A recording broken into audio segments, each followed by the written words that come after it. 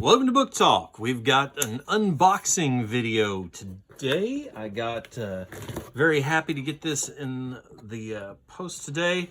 I backed a Kickstarter for Troll Lord Games a while back, the After Winter's Dark Kickstarter. And this should be, if my shipping notifications are all correct, this should be the fulfillment. Now, After Winter's Dark is the primary setting for the Troll Lord Games Castles and Crusades setting. And essentially, this is the world of Aihrde. Now, what has happened in Aihrde is that many years ago, the Allfather created the world, and he created the Valericoon, the race of original gods that populated the world, and all of these things came forth. The River of Time, the Ark of Time, and the back of the dragon, Aihrde. Aihrde is a setting all by itself that we'll get into another time. Aihrde is really cool. Packing peanuts going everywhere, which the dogs are not going to play with. But in the world of Aihrde, which is the primary world that the Allfather created, this is where he focused his attention. You know, he created humans and dwarves and trolls and trees and all of these things, and the Valericoon came through. And then from out of the void of nowhere appeared the elves, and a whole bunches of things happened. But the big deal with After Winter's Dark is that, oh, look at that. That is a cool, this is the box. We'll see if there's anything else in there in a minute. After Winter's Dark, one of the Valericoon named Unclar, the horned god, kind of looks like a beast man, you know, kind of like a minotaur, came to Aihrde and took over. We can see, let's see, this is the Plains of Enoch, where he had set up shop. And I think just Augsburg, which is the gates to hell where Unclar finally went, is like right over here. I think it might be right over here. And this is one of the primary settings. They've got a whole series of the Undying War, they called it, which is, we'll get to the Undying War later. That's a whole nother Kickstarter. But After Winter's Dark is the world as a whole. It's the valleys of Caemar, the kingdoms of Caemar and Anglame, and the Twilight Woods and the Castle of Spires. This is one of the most fully developed settings I've ever come across, and I love it. My Castles and Crusades troop is tromping through the Gelderland just south of the Twilight Woods right now. Where they are attempting to figure out what is going on and how to save the other world from a disaster that has been predicted or may have already come to pass. Dun dun dun. So After Winter's Dark, Unclar conquered Aihrde, ruled it for thousands of years, until the armies of men and elves and the other remaining Valericoon rose up against him, drove him back, pushed him through the gates of Austrag into hell, into the infernal realms and back into the Ark of Time. And so now in the world we are dealing with, this is after the Winter's Dark, which was when, during basically Unclar's reign, he caused everything to be cold and stuff. The kingdoms have rebuilt, and now life proceeds as normal. This is a world that is full of adventure, but it is one where the epic defining quests have happened in the past. They're part of the backstory. So most of your adventures are dealing with the fallout of the Winter's Dark Wars and the things that are left over from that time. Now, the Undying War pushes that forward, but that's not part of this setting. This is just the status quo for what's going on. All right, let's see. Good heavens, this is heavy. Look at that. My goodness. Just for scale, right? Is there anything else in here? Oh, there's something in the bottom. Oh, yeah. Some additional material. Make sure I'm not missing anything.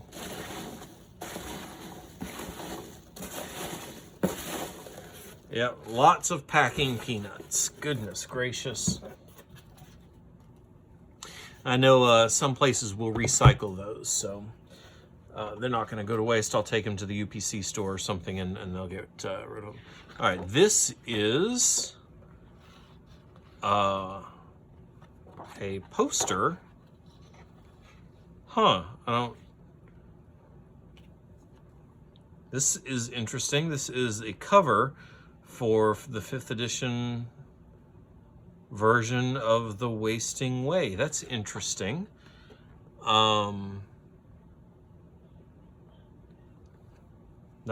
artwork. Isn't that crazy? Look at the 2 giant trolls here. The wizard in his bubble of impenetrable force.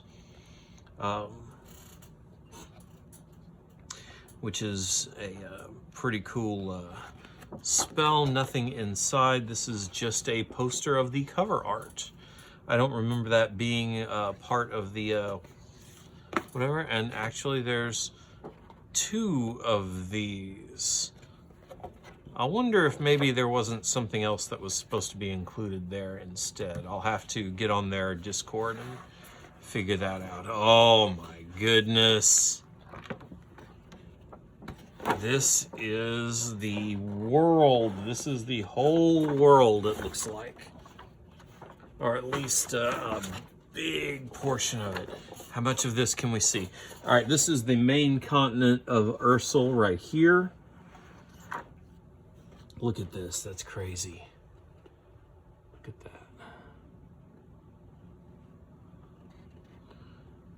Just a whole world map. This is the main continent of Ursul right here, I think.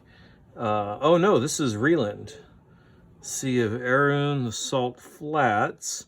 I have adventures in the Salt Flats, I think. The Great Desert, Onklin, Arroyo. What is this? This is the world of Aihrde. Land of no purchase. Where's the continent of Ursul? I don't recognize any of this at all, actually.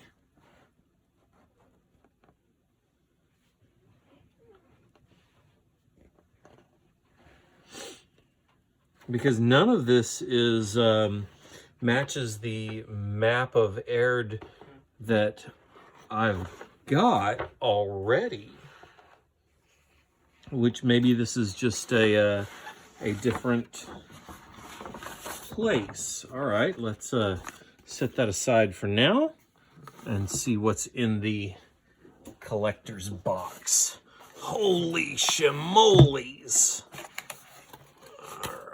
I like that this is a side opening box like that. Oh, look at that. It's signed and numbered. That looks like, I think that's Stephen Chenault's signature. That seems likely. There's an S right there.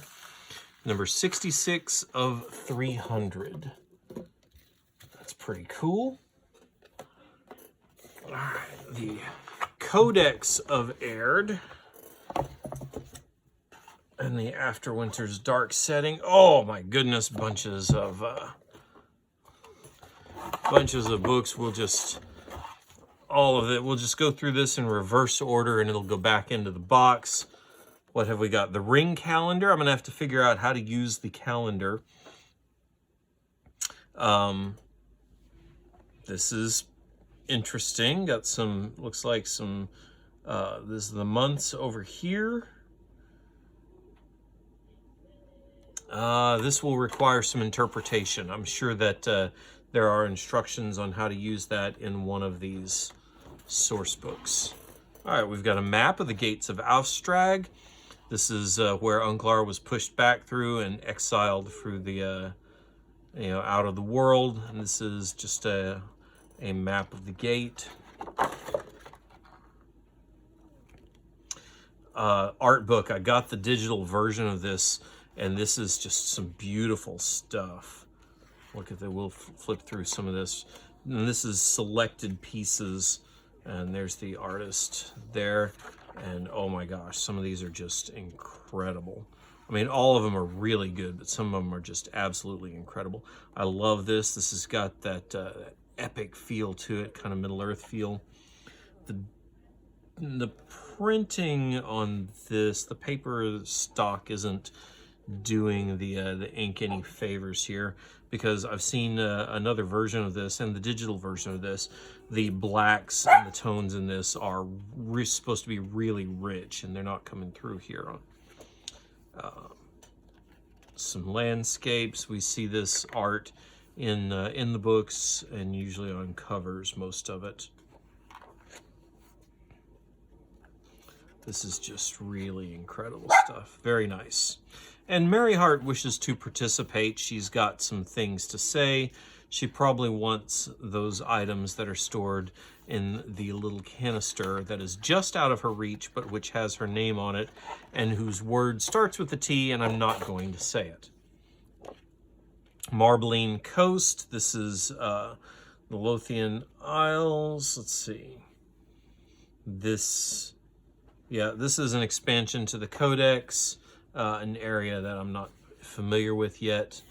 So I'll have I've got some reading to do. This is the piece of the map that it's on.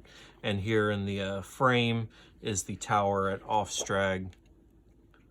Very cool. Nice little gazetteer style. That'll be some good reading. Warren of Madigo, U5. Okay, this is just an adventure, presumably to get us introduced in here and get us an adventure. Designed for 3 to 5 first level adventurers. So this is an introductory adventure to get us going in the area. Got some maps, rooms. Looks like a fairly standard design with some dungeons to explore, and presumably the area Madigo is being threatened by whatever this is. Ooh, it's scary though, isn't it? Books. Ooh, my goodness. Trail Guide to Aihrde. Fiction. This is a diary, or at least diary style. The Trail Journals of Maximilian Vincent of Crestview, scholar, monk, mercenary, and adventurer. First-hand account of a journey through Aihrde. So this is just fiction that goes with it. Something nice to read. Very cool. Epistolary of an Unknown Traveler. There's a close-up of that one we were trying to look at earlier. And you can see on here the rich, this paper stock is holding that ink a lot better. And of course it's glossy, so. And this is more fiction in the setting. Excerpts from a Wayward Traveler. Very nice. Dictionary of Aihrde, and this is just exactly what it sounds like. A lot of the terms that are specific to the setting have been compiled for my convenience. And Monsters and Treasures. Oh yeah, that's beautiful. And this should be full color, yep, in the new design with that pale green backing that makes it so easy to read. Two-tone ink, full color with the artwork, bag of bones, all the monsters that are unique to Aihrde or that have a special role in Aihrde. Karen Fiend, dragons. The dragons of Aihrde are unique and different. They're not just your standard D&D dragons, standard chromatics. The chromatics are here, but the Dragons of Aihrde has a whole lesser and greater ecology, which is pretty cool in and of itself, right? the Forsaken, Undead. Undead in the world of Aihrde are always fascinating to me. They're concentrated from what I get from reading, or maybe it's just the canon I've built up in my own game, that Undead and Aihrde are mostly concentrated around the Gelderland as a remnant of Unclar's remain. Eldritch goblins are a monster unique to Aihrde. These are immortal goblins from the dawn of time that that can only be killed by one specific way, and it's a big secret. They are nasty, nasty creatures, and because they're immortal, they don't have the same predilections as cannon fodder goblins like you would get in Pathfinder or D&D or anywhere else. And then here in the back, sentient plant, yep. Guardians or smoke guardians, sweet. Soldiers of the Frog. I always thought bullywugs were one of the quintessential D&D monsters, probably because they were prominent in the old D&D cartoon. And then some treasures unique to Aihrde. These I've always been a big fan of treasure books and monster books. I think they do so much to help develop a world and setting. And then this, of course, is the big one, the Codex of Aihrde. I'm well familiar with the previous version of the previous edition of this book. I read it a lot. I love this setting. This is so rich, and there's so many adventures just waiting to be told. This one is organized a little differently from the other one, and I think this is a better, more natural organization for it. It's going to be more easy for me to use. And then looks like there's some additional material in here, or possibly just stuff from the other book that I haven't looked at yet. All right, I think I just saw that. That is one of Unclar's folk, one of the Ungern. All right, so here's the world of Aihrde. That's the big map that we just looked at, but that is not the continent of Ursul, which is the one that I am most familiar with. The continent of Ursul is there's a big map of Ursul, which has the lands of Enoch and Anglomay and all of the Gelderland and the different places where I'm adventuring, where my characters are adventuring. And I think we've got a fold-out map, which I don't really want to detach.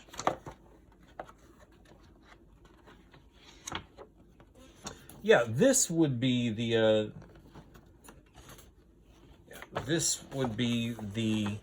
map that I am most familiar with. Oh, there we go.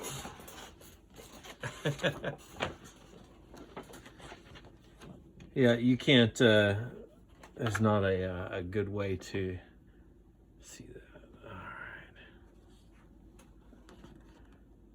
That big, you see that ring of mountains right there in the center with the big lake in the area? That is the massive mountain range and Lake Orion. That's where my party is adventuring. That's where they started off. And then that big, I can't balance the camera and hold the map and reach it. That big dark green patch just below that, that is the Gelderland, just below the Twilight Woods and the Castle of Spires, where the Twilight Elves grow. And then over here is, this is Enoch. This is where Unclar had most of his damage, did most of his damage, most of his kingdom. So that is the continent of Ursul. I'm sure I just never bothered to locate it within the greater map of Aihrde. I'm sure it's on there somewhere, and I just haven't bothered to locate it. So that is After Winter's Dark, the Codex of Aihrde, the After Winter's Dark Kickstarter.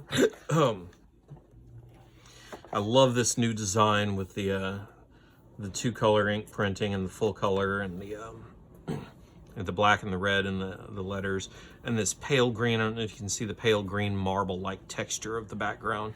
So beautiful to look at, so much easier to read than many of the previous printings. This is fantastic. I'm going to enjoy reading this. A lot of new artwork in this version, which makes sense because, oh look, Gaxmore. Yeah, I just did a video on Gaxmore, which makes sense because a lot of this artwork didn't exist when the other book was printed. So there we go. That would be the After Winter's Dark Kickstarter. All of these books are going to be on the Troll Lord site and in Drive-Thru RPG. And I'm certain they will be made available in print just as soon as they can get it done. I've already looked through a lot of the digital versions of a lot of these, and I'm looking forward to settling in with the physical versions for some good reading. So there we go. This is Castles and Crusades from Troll Lord Games. Unboxed. Didn't miss anything. I gotta find out what the deal is with these doohickeys, with these print. Is there 3 of them all together? Why on earth, nested inside each other? That is so weird. So weird. Okay, but that's what the Discord's for. We'll find out. So find a good game, play it, and come back to the channel because there's more book talk to come, more games to talk about, and of course, lots of good books to read. Have a good night, guys.